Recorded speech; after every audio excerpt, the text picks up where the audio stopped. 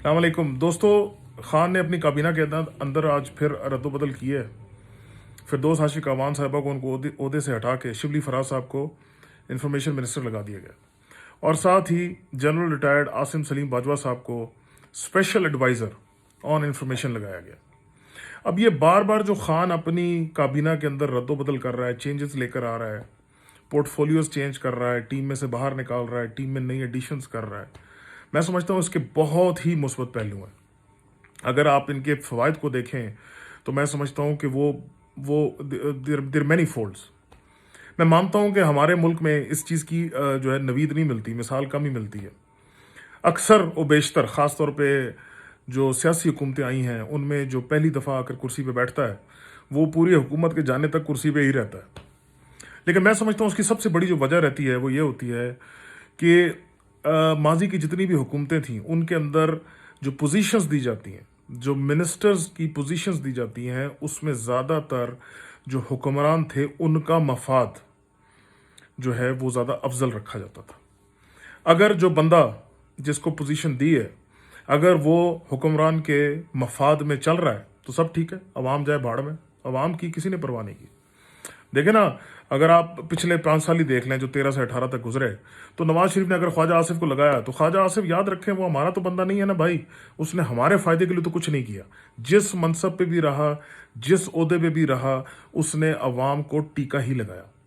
مطلب آپ power sector دیکھ لیں، خود بزنس کا حصہ بنتا رہا وزیر ہو کے، اقامے رکھتا رہا دبئی کے وزیر ہو کے، اس کے علاوہ مفاد اس کو نواز شریف کا افضل تھا، عوام کا تو افضل نہیں تھا۔ یہی مثال جو ہے وہ منشی اسحاق ڈالر کی ہے۔ یہی مثال اگر آپ دیکھ لیں تو وہ جو نارووال کا رستو ہے اس کی ہے۔ تو یہ جو پچھلے جتنے بھی ادوار گزرے ہیں نا دوستو، اس کے اندر جو سب سے افضل چیز سمجھی جاتی تھی وہ جو اس وقت کا وزیر اعظم تھا، جو حاکم تھا، اس کا مفاد دیکھا جاتا تھا۔ عوام کے مفاد کی کسی کو پرواہ نہیں تھی۔ اس وجہ سے ان کے زمانوں میں جو یارڈ سٹک تھی، جو پیمانہ تھا کسی کی بھی پرفارمنس کو دیکھنے کا، وہ یہ کبھی بھی نہیں رہا کہ عوام کس حد تک خدمت کی گئی ہے، عوام کی زندگی میں کس حد تک آسانی پہنچائی گئی ہے۔ تو اس وجہ سے وہ چلتے رہتے تھے۔ خان نے اپنی ٹیم بار بار دیکھیں بدلا رہا ہے، اس کی میں سمجھتا ہوں جو بہت اس میں مثبت پہلو ہیں۔ دیکھیں، ایک پارلیمانی نظام ہے، اس میں MNEs, MPEs ہوتے ہیں، یہ سیاسی لوگ ہوتے ہیں، عوام کے نمائندے ہوتے ہیں، عوام سے ووٹ لے کر آئے ہوتے ہیں۔ جب تک ان کو موقع نہ دیا جائے کام کرنے کا، ان کو آؤٹ رائٹلی آپ اگنور نہیں کر سکتے۔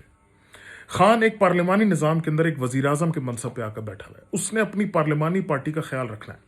میں سمجھتا ہوں کہ خان بڑے خوبصورتی سے، بڑے بہترین طریقے سے پچھلے 2 سال کے اندر اپنی ٹیم کو مینج کر رہا ہے۔ وہ سب کو موقع دے رہا ہے، وہ کہہ رہا ہے ٹھیک ہے، تم نے میرے ساتھ وقت گزارا، تم میرے پارٹی کا حصہ ہو، پارلیمانی پارٹی ہے، پارلیمانی نظام ہے، یہ لو موقع، کام کرو عوام کے لیے۔ لیکن جب وہ ایک سرٹن پیریڈ کے بعد دیکھتا ہے کہ جو فائدہ اس فرد واحد سے عوام تک جانا چاہیے، جو فائدہ حکومت کو ملنا چاہیے، وہ نہیں مل رہا، خان بالکل سوچے بغیر، بالکل ٹائم لگائے بغیر، بالکل یہ سوچے بغیر کہ اس فرد واحد کا رتبہ کیا ہے عوام میں، یا اس کی سے کتنی ہے، یا وہ کتنا طاقتور ہے، خان کہتا ہے I am sorry but I will have to let you go. So this is something which is really unprecedented. یہ مطلب ہماری تاریخ میں ہم نے تو نہیں دیکھا۔ تو دس از، میں سمجھتا ہوں کہ اس کا سہرا بھی خان صاحب کے سر پہ ہی جاتا ہے، یہ کام خان نے ہی شروع کیا ہے۔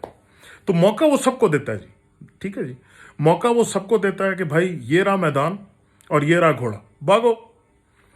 لیکن جو اس موقع کا فائدہ نہیں اٹھاتا یا ناجائز اٹھاتا ہے، یا وہ ڈیوٹی نہیں دے پاتا جو اس سے ایکسپیکٹ کی جا رہی، تو خان شوز دیم دا ڈور۔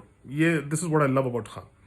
دیکھیں، خان نے جو ہے نا اپنی سیاسی کیریئر، جو 24 سال کا اس کا سیاسی کیریئر رہا ہے، جس کی جد و جہد کے میں سمجھتا ہوں کلائمیکس کے اوپر خان جو ہے اس منصب پہ آ کے بیٹھا ہے۔ خان ایک جد و جہد کے لیے آیا ہے، خان کا ایک مقصد کے لیے اس کو یہ حکومت اس نے لی ہے۔ اس نے عوام کی زندگی بہتر کرنی ہے، عوام کو مسائل سے نکالنا ہے، ملک جو قرضوں میں ڈوبا ہوا ہے اس کو نکالنا ہے، معیشت کو اٹھانا ہے، اپنے پیروں پہ کھڑا کرنا ہے، دنیا کے سامنے اس ملک کی عزت بنانی ہے۔ اور जो पुराने अदवार में करप्शन होती रही है, इस मुल्क के साथ, इस कौम के साथ जुल्म होते रहे हैं, उनका मदावा करना है, लूटा हुआ पैसा वापस लेकर आना है।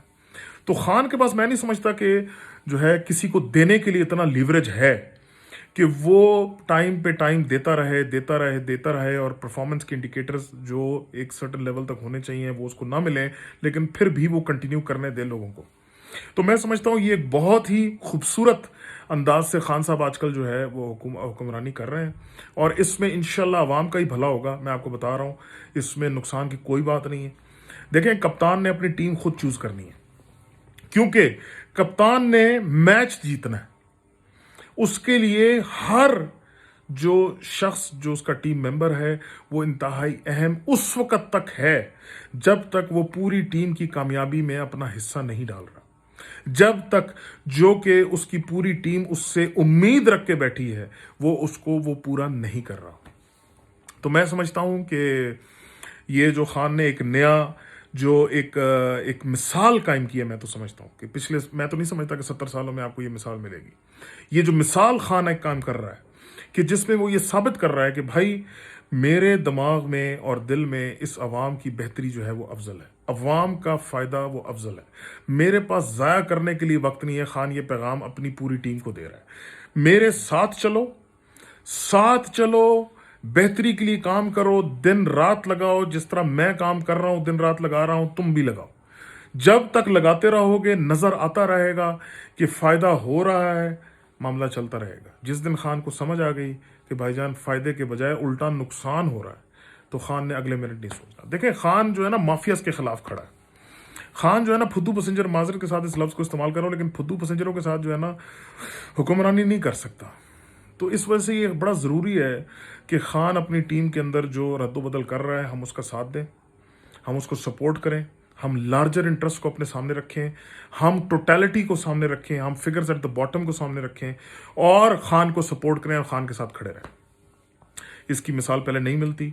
ये माफियाज देखें ना, खान ने जिस तरह चीनी माफिया, शुगर माफिया, आटा माफिया, खान ने मतलब कभी हमने सोचा था कि यार इन जैसे बड़े मतलब जो देव बन चुके हैं इस मुल्क के अंदर, उनके खिलाफ जो है कोई भी हुकूमत वो एक्शन ले पाएगी। मतलब इस मुल्क में अमरीत के कितने दौर गुजरे, आर्मी आकर हुक्मरानी उसमें की 10-10 साल हम पे, लेकिन उनमें भी शायद इतनी हिम्मत ना हुई कि इस माफिया को हाथ लगा सके, क्योंकि ये हर मौके पे, हर सिचुएशन में हुकूमत का हिस्सा रहे।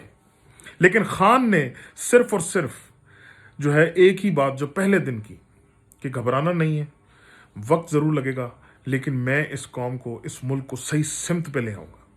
जो खान ने ये जो एक नया प्रेसिडेंट सेट किया है, इन बड़े माफियाज के जो बदमाशी है उसकी तहकीक करवाने का और इवेंचुअली जो फाइंडिंग्स हो उन पे सजा देने का, मैं समझता हूं कि ये अनप्रेसिडेंटेड है। तो इसकी जितनी तारीफ की जाए वो कम है। तो दोस्तों, घबराना बिल्कुल भी नहीं है। खान को पता है उसने टीम में किसको रखना है, किसको नहीं रखना है, क्योंकि ये बहुत ज़रूरी है कि कप्तान अपने जो पेस है कप्तान की, उसकी जो टीम है वो उसी पेस पे उसके साथ चले। जिसकी पेस स्लो होगी, खान ने क्लियर कट मैसेज पूरी की पूरी अपनी जो काबीना है उसको एक दफ़ा नहीं 3 दफ़ा दे चुका है खान कि काम करोगे बिस्मिल्लाह, नहीं करोगे अल्हम्दुलिल्लाह। तो I think the country is moving in the right direction. I think the हुकूमत is the government is moving in the right direction and इंशाल्लाह इट विल बेयर फ्रूट। इंशाल्लाह अच्छा वक्त आएगा, इंशाल्लाह पाकिस्तान मुश्किलात से निकलेगा, इंशाल्लाह कोरोना के मसले से भी पाकिस्तान निकलेगा, इंशाल्लाह ये वबा उस लेवल की इंशाल्लाह तबाही पाकिस्तान में नहीं फैला पाएगी जिस लेवल की तबाही पूरी दुनिया में इसने फैलाई। So keep your hopes high, keep your moral high and trust Khan. इंशाल्लाह सबका सब ठीक होगा। पाकिस्तान जिंदाबाद।